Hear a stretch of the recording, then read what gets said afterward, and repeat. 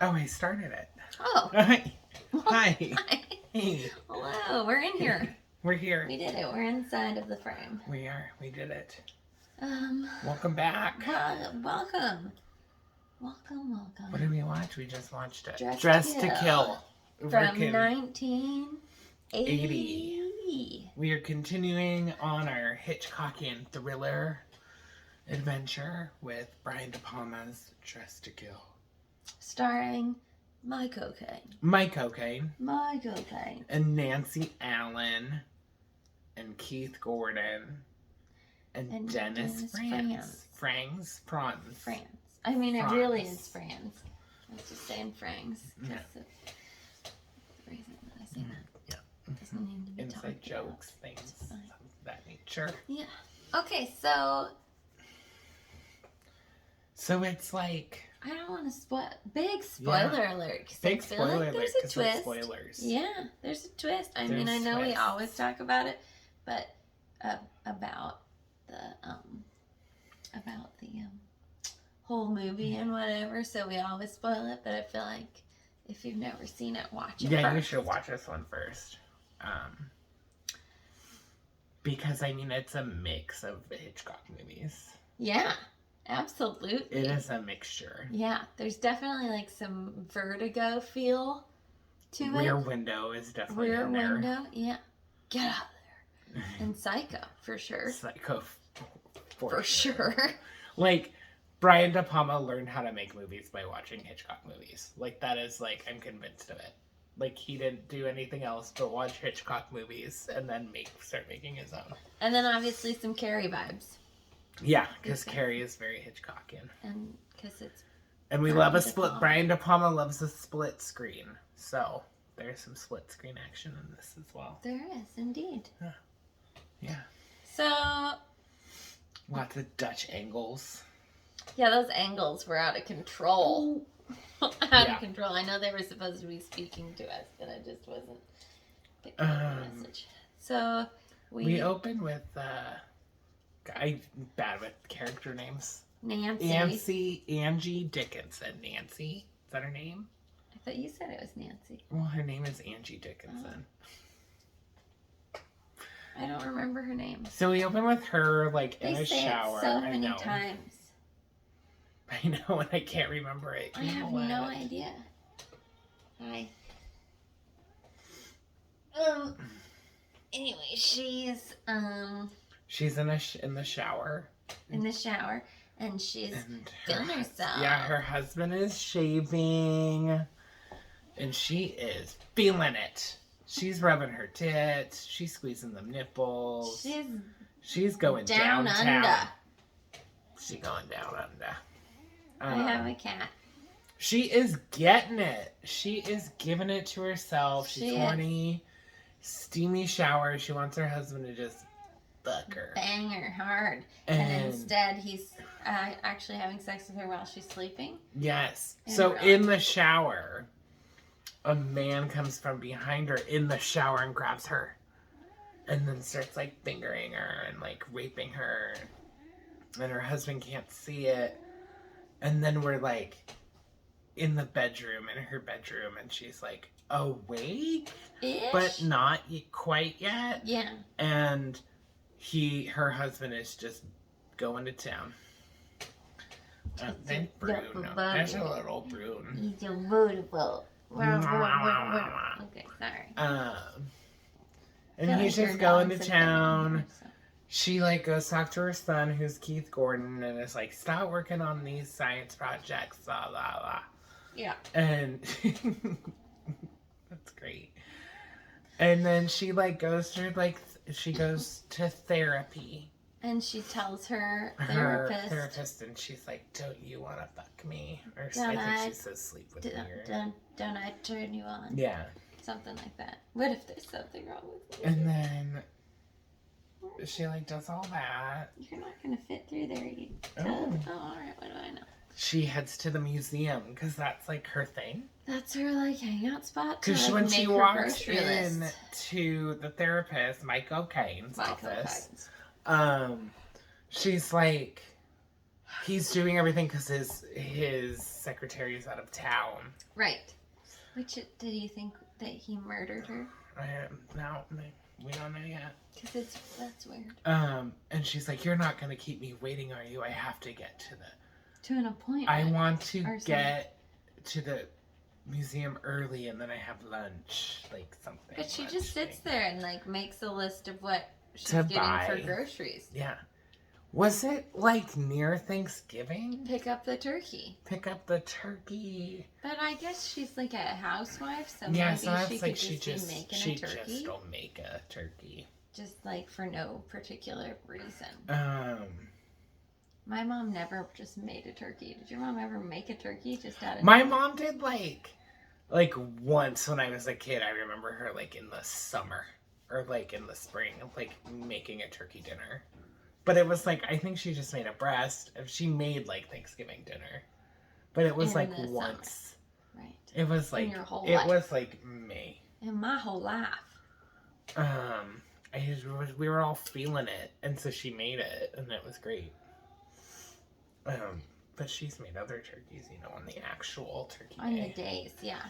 We have turkey for Christmas too. Do you guys have ham? We have ham, yeah. We always have lasagna. Oh. So we always have lasagna. That's nice. Usually there's like a ham or something there too. So she's sitting there writing her grocery list. And this guy comes and sits down right next to her. This man. And he's just doing stuff. Is he writing? Yeah, he's like sitting right next to this close. He is. And they're strangers. And then, you know, she's kind of horny. She kind of wants to have an affair. But then she's like, I'm going to take off my glove. And like show my ring. Let him know. Taken. And he like leaves, right? He leaves. Yeah, he leaves. And then she's like, oh no, he left because of the ring. I'm going to chase after him. And this then was this super like Hitchcockian, like a cat and mouse, but like a sexy cat and mouse instead of the usual net. like killer cat and mouse that we get with Hitchcock. And she like drops her glove. And you know, and it's actually very charade, which is another one we could watch. It's a quintessential. That is the Quintessentially quintessential Hitchcockian thriller charade. Without it being a Hitchcock movie, because it's not. Right? No. Not. No. But man, hard to tell. Pretty close. She dropped her glove and then she's chasing around this man. They're chasing each other. They're like... Yeah. And then she's like looking for him. She can't find him. She lost him. I wasn't looking for him. I was looking for my cat, but it worked. And then like he comes up behind her and he's wearing the glove and he grabs her and she like every woman flips out and like looks right at the glove and looks at him and then he's like in the background like what?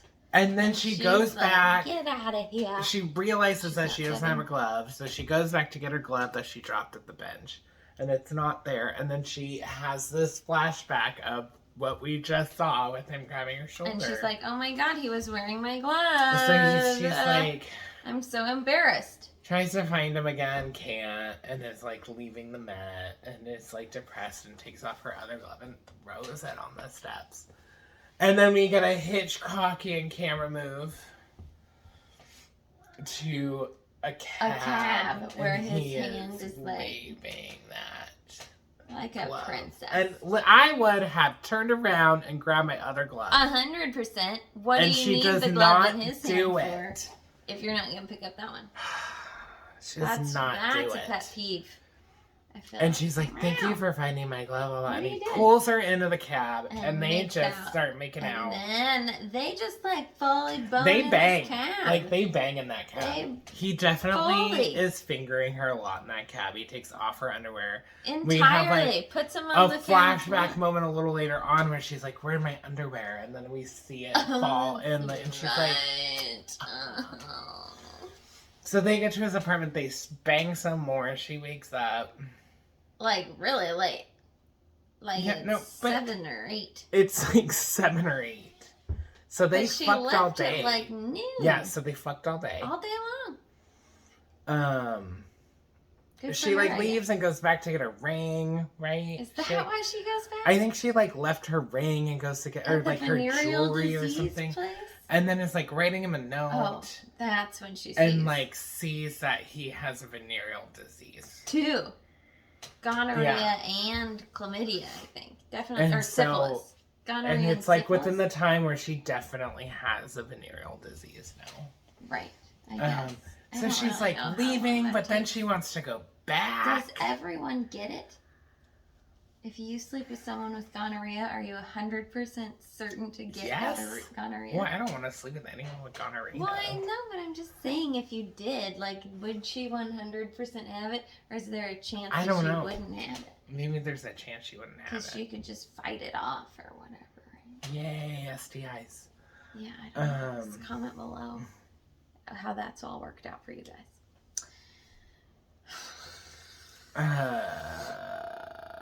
Sorry. So then she's like going to go back up. Yeah. And we see this blonde lady. Yes. Who we have seen a little bit with sunglasses somewhere on. else before, and we're like, huh. She's like hanging out. It's weird that she's here. So like she's like, these people get off the elevator, and then she's like gonna go back up, and then this blonde lady gets in the elevator with her and just slashes her hand. Oh, it looks so painful. And then it like pans out a little bit, and we just kind of focus more on the mirror in the elevator, and we see her slash her again. And then it closes, and then the elevator goes up, and we seeing this beautiful blonde woman played by Nancy Allen, and this guy, this schlub, Nancy Allen of Carrie. Oh. Chris Hargison. You're out of the prom, Hargison. So she's with this kind of schlub. The elevator opens, and he immediately sees this woman on the floor and just gets out of there.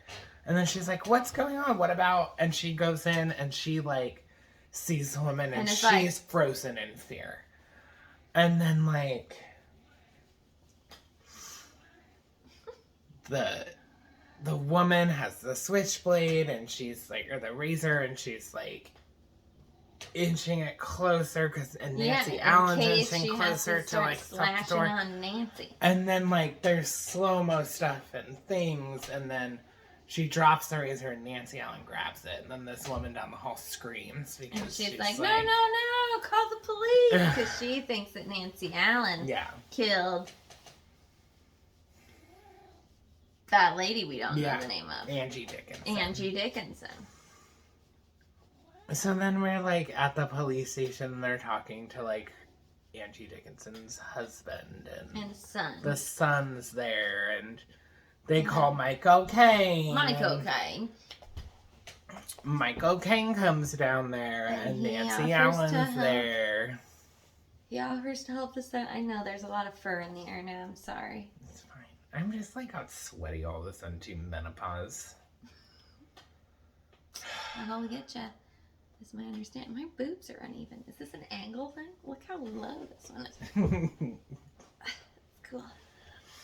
I'm like wearing. So I mean, Dennis Franz is a dick, and he like shames, plays himself, and is like, yo, hey, you think I'm like an shames idiot? her for being a hooker. You think I'm disgusting? Let me drop some knowledge on you right now. You're a hooker.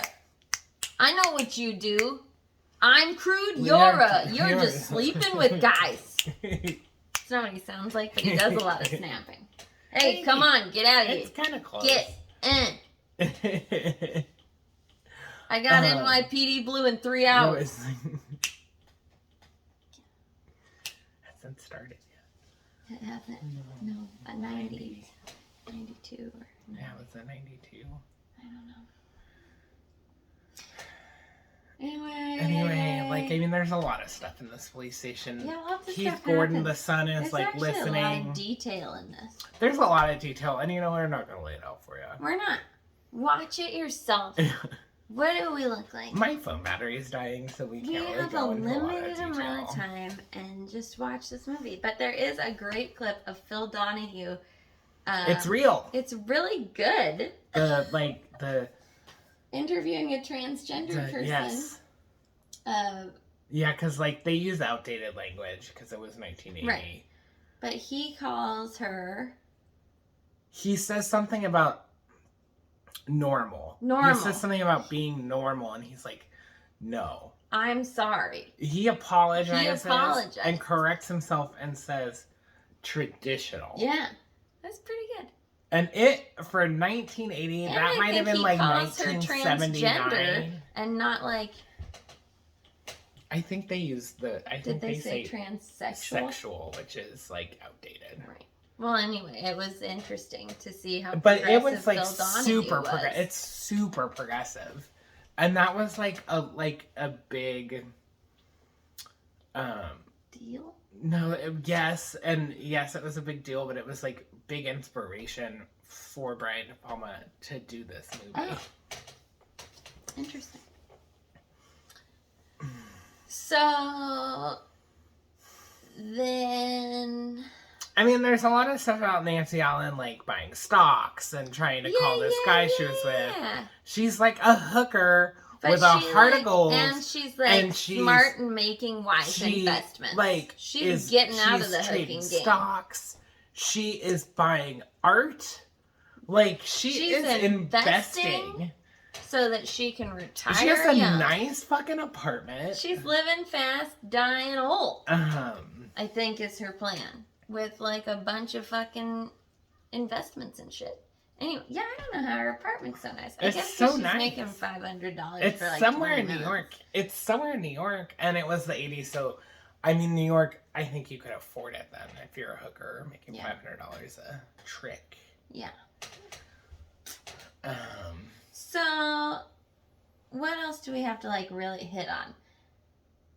The blonde lady the murdering lady starts following Nancy because she saw her and...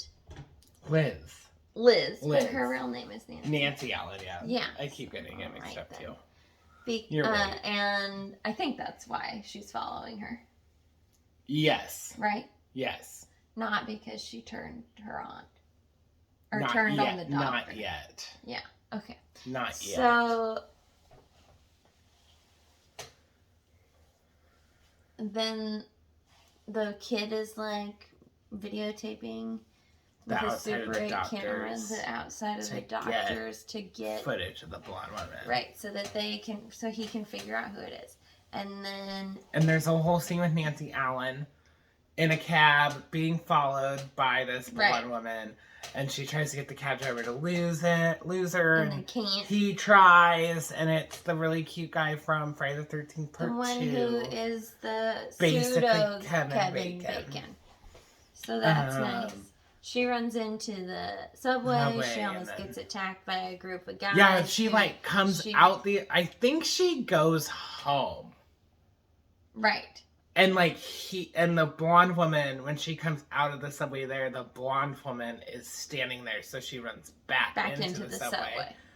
Tries to hang out with these like hoodlums in the subway. And then they like turn on her and start trying to attack her. We should rape you. That's weird that we didn't think of that. And she gets on the train, there's like a dick cop. It's like, I don't see anybody. You said you were being attacked, and there is nobody here. And I was gonna look at like these railings and not really do anything. Right, and then stare at you creepy while the lights go on and off and nothing. So weird. So then they're on the subway, whatever, and the lights are going off and on, and the cop gets off, and then all of a sudden the guys are like on her chasing her, and she's running through, and then they suddenly stop chasing her because they see the blonde woman behind her, and like razor, and is like going for the neck, and then all of a sudden someone sprays like. I always thought it was like a fire extinguisher. Yeah, but no. It's like a homemade mace. Because he's a science geek and he is like an inventor. So it's the son of that lady we don't know the name. Angie Dickinson. Son. So, and like, he was there because he was packing up his camera and saw the blonde woman. Right. Leaving. So he followed her to Nancy Allen. Right. And then... And saved her fucking life. They get away. And I guess he just luckily had that mace. Right. And then they sort of team up together to try to sort of crack the case. I love it. Which is great. Really like it. I love it. They seem to be roughly the same age. Like, she's a little bit older and wiser, and he's like 17. Yeah. And she's like 20, maybe. Yeah, I guess so. You get the feeling she's like pretty 20, young. maybe 21, because it is New York. It's statutory rape. Yeah. I mean, I guess we don't know for certain they do anything. They could just be good friends. I just think they're good friends. They could be good friends. I just think they've been through traumatic experiences Which together. And like, I think he feels connected to her because she was the last person to see his mom. And like saw what happened. Right. And he is like determined to protect her. Yeah. And also he's an orphan and she's like the he doesn't like his stepdad. Person that I mean, anyway. Neither here nor there. His stepdad raped his mom. So. Right. He seems like a scuzz. Who has sex with someone while they're asleep? Like, while they're fucking completely... I don't know. Wake them up a little. Wake me up a little. Play with me a little. Right? A little like, sleepy sex is one penetration. thing. Fully asleep penetration. That's like, inappropriate. Right off the bat. I'm like, just like grope me. Like, let's grope each other for a minute. Get it together. God. Can't remember his name. Get it together. Get it together. Who? That guy. Anyway, and then we see Michael Caine, and he's been getting calls from... He's been getting calls from Bobby. Bobby, who is someone who's transgendered and is upset that he wouldn't approve his sex change. Which now that makes sense. Mm-hmm.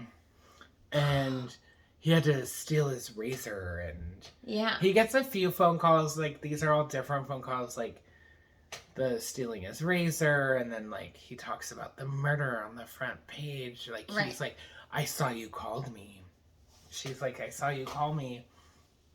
Why? Was it about the murder on the front page? I took your razor. So we know it's one of his patients. It's one of his patients, and then he. And I mean, it seems like it's obviously Bobby, right? And he goes to Bellevue where he does some consulting work to speak with another doctor there. And this scene is so weird. It is, and weird. It always gets me. I don't know, like. Why? I forget. It's so weird. It was so weird. It's such a weird scene. Also, if the other doctor, spoiler alert, thinks that he is the killer, why is he just like, why don't you come and take a phone call with me? And when he's like, oh, I can't, I have another appointment. He doesn't just go, no, I think you need to take this phone call right now with me because of the murders that were on the front page. I don't understand that. So, like, Keith Gordon, the son, and Nancy Allen are like, they want to get his client book. Right. And so he wants to break in and just get it. She wants to go through Marino, Dennis Franz, and do it like the right way. Even though he's a fucking asshole to her, she is such a good person. Yeah, she's like we should have the police involved in this, which does end up working out well for her because he sends someone to follow her, which maybe she was already doing anyway. He'd already sent someone to follow her, so it didn't even matter. Because that whole like taxi ride, that was the cop. Yes. Ms. Snood or something. Whatever. Anyway, so then she decides she's gonna seduce him. And like, because Marino is like, well, I can't do it. It takes time to get him away, but you can. He really lays it out. He like, does. Show your ass. Get it in there. You're a pretty girl. Her and the son concoct a plan. He's there watching her. she's in there and she is seducing Mike Cocaine. Yeah, she's doing a great job. She came she on is a fucking, little light and then like really like she poured it ramped on. up. She is fucking smoking hot. Right. Plus, she told a very sexy dream story that's like a really It was like violent, sexy, psychosexual, like sexy dream. And then she's like, "I know what dirty is. I know what dirty is. I do dirty for a living." Yeah, and she's like, "What do you want to talk to me about? Bad? I know bad." Yeah.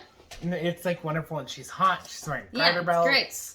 And garters are hot. She's and like, "Do you mind if I take off my coat?" And then she's like, wearing naked. just like sexy lingerie. Yeah, super sexy lingerie. Really low riding super grease. sexy lingerie. And then she's like, "Should I take off the wrist?" And he's like, "I love my wife." Yeah.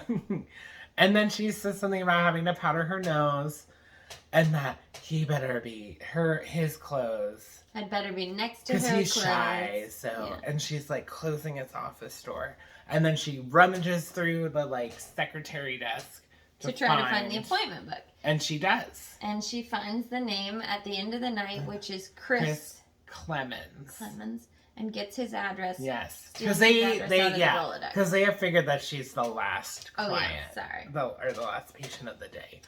So they're like, "This is it, done." So then she goes back. Meanwhile, the son is outside. And he's watching her. He is watching. He is fucking watching. And then he's like watching Mike Cocaine, like maybe take off his clothes and open up like an armoire or something. Like a bureau. And like he moves closer. It's like to like the closer side of the street because he's like far across, and then he moves even closer, like by the window, and then he sees like a blonde woman looking out, and it grabs. She grabs him. Yeah. And then, but then it's not the person that was like a reflection. And then we see right. I always thought it was in the window. I think we see but it's Michael a reflection. Caine through the window, and then he like falls or something. Yes. And then we see the reflection of of the cop. And then she grabs him. And then like Mike Cocaine or like the blonde woman is in the house. And then the office. And then Lisa. No. Lisa, get out of there. What's her name? Liz comes back in, and she's like, "You are shy." And then all of a sudden, like the sun is like banging on the window, like behind you, and I think he's like kind of grabbed again by the cop because I guess the cop isn't totally clear what's going on, right? So he thinks that they're like there to attack. Yeah, because I don't think that the cops knew about the kid at all. Like that they were like they hadn't pieced that in together and then grabs her and then she like kind of turns around I think and sees the blonde woman but the cop shoots through the window and like hits him in the shoulder hits him in the shoulder like no there's a whole other part but I don't know if that happens. But I think... You think he lives. Well, because I think... Yes, because I think, like, them in the restaurant happens. Right. When they're talking in the restaurant, that happens. Right, okay. I feel like the Bellevue... The whole Bellevue scene is a dream sequence. Okay. Yes. So anyway, she escapes, and they bring everybody to the police station, and they have a real nice wrap-up, just like in Psycho. It's exactly like in Psycho, where they're like, he's a transsexual. And this person was fighting this person. Yes. It is fucking Psycho. Yeah. Because Mike Cocaine, it was Bobby, and the doctor, and... Bobby wanted to have a sex change, and he would not. His male side wouldn't allow it, and so that was where the violence came from. Which is ironic because he tells the lady in the first place that she's misdirecting her anger. Yes. From her. It's all projection, isn't it? Yeah. Yeah. So anyway, interesting. And then they all go. The Like, kid and Liz go to dinner, like a fancy restaurant, and And they're then just Greta talking from about Liar sex Liar is changes, there and the being woman, the woman behind her, this like waspy woman and her friends. Are like who listening. don't hear it at first, and then she like relays it to him at some point, because all of a sudden they're all just reacting like her, and it is pretty great. It's great. It's funny. Because she describes like the surgery to go from male to female in some detail. It's pretty graphic detail. Some detail, yeah. So loudly in a really nice restaurant, quite waspy New York, not like a walk-in little pizzeria or anything. Not a diner. Right. It is like fucking white tablecloths and all that. Yeah. Like, and this, I feel like they have these on the table, like filled with little cakes. Like it's bougie. Bougie. Like they do high tea. Yes. They sure fucking do. Yeah. So then they're back. Then we're at Bellevue. Right? No, doesn't he invite her to come stay at his house? Oh, yeah. Because his stepdad's out of town. Yeah. That's why I thought he was interested in her. Because before that, I didn't think so. But then he was like, my stepdad's out of town. Yeah, but I think he's just protective of her. Okay. I think his attraction to her is more like maternal. I think there's more of a maternal thing there. And he doesn't want to be brotherly, alone. Brotherly, sisterly thing. He doesn't want to be alone. Either. Okay. So, and then we're in Bellevue. Yeah. And it's fucking so creepy. And Brian and I were like, why would this be? Anytime we go to like a mental institution or like a hospital, there's always just people wandering around. This is the horror movie way. This is what we love in like slasher flicks. A big old room filled with mental patients. It's like around. Disturbing Behavior. Have you seen Disturbing Behavior? No, put it on the list. Oh, it's on the list. But they go to a mental institution. Everyone's just walking around and like screaming and spitting on people, and it's so wild. So then we're in this mental institution, and this nurse is like tucking everybody into bed, which is a little bit. Do we call it a psychiatric hospital? Well, at the time, I think it was the Metropolitan Mental Institution. So I don't know. That's what it was called. Something. It's not normal. It's not a real psychiatric institute. It's a big empty hall filled with mental patients. So anyway, she's tucking everybody into bed, which is weird. And then she tucks Michael Caine into bed, and she's like hot nurse. And hot. And are we dying? No, we have 5%. 5%. Oh my god! So then Michael Caine strangles her to death, and then like steals all of her clothes and sneaks out of the hospital. And then Liz is getting out of the shower and like she sees nurse's shoes. And they're giant men's feet. Because he fucking took her clothes and snuck out. And she had huge feet apparently. And then they have she's in the shower and she gets out and she gets a razor. But then when she's not looking, Michael Caine took the shoes off and is just standing behind her. And she's like, no! And her throat gets slit. And then it turns out that it was She wakes up and she grabs her neck. And the sun... Like, the son runs in and tries to she pushes him away because she's freaking out. And then they like, it's okay. And then that's the end. That's the end, yeah. We did it. We did it. We don't know what we're going to watch next. I guess because my phone died. We'll figure it out. My phone's dying. We're dead now. But we love Hitchcockian thrillers. Did it stop? I'm going to stop it. I haven't stopped it yet. We'll be back. Die.